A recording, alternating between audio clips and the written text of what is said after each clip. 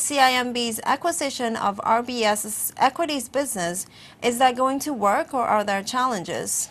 You know, the thing is, in Malaysia, really, there are two banks that continually compete with each other. That's CIMB and Maybank, two big banks, you know. And especially in mergers and acquisitions, it's a kind of a Me Too type of a situation. So, you know that Maybank bought Kimbank Securities in May of last year. I think that's one of the driving forces to keep up with the local competition. That's why they bought RBS Securities, you know. They bought a lot of overhead there. And they bought it at a time when capital markets are doing poorly. It's mainly an equities business. I'm in the equities business, and this has been a terrible year.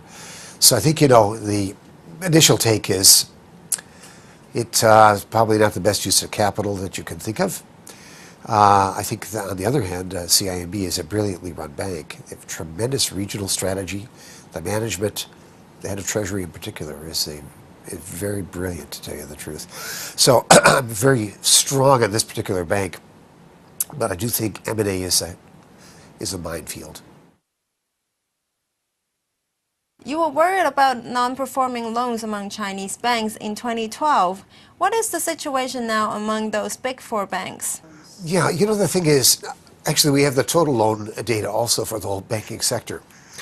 And the economists, I'm a bank analyst, there's a difference. The economists are saying, gee, we're a little bit disappointed here. The loan growth in the month of December is a little bit down. But there's a seasonal pattern. It's always down in the fourth quarter. And there's a quota for lending, and the banks had overshot the target already by the time you got to September. And then, of course, you've got social financing. So I think that if you look at the total credit available in China, it's right on track. We got about 15% loan growth this year.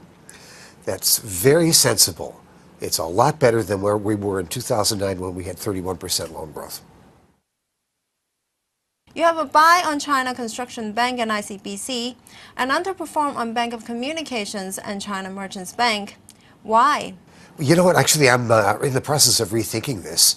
I think I'm a little bit too pessimistic right now. And I think the thing is that I've tended to prefer the large banks. They're well capitalized, tremendously high ROE above 20%. You don't see that anyplace else on earth. But I'm thinking, you know, as we are going into this year, the small banks are going to do pretty well too. So I just have to review those ratings. So I'm more positive now. Why are you more positive on small banks now, as they're the ones that were hit hardest with previous interest rate cuts? 3 words: Xi Jinping. I think the change in leadership is much more important than for bank stocks than you might think. I think, you know, we've already seen a rally here since about September 14th. It took a little bit of a pause in November, and it's kind of off to the races right now. Why is that? Because the market just is so positive about this change in leadership. And yeah, I think, you know, we have to take that into consideration.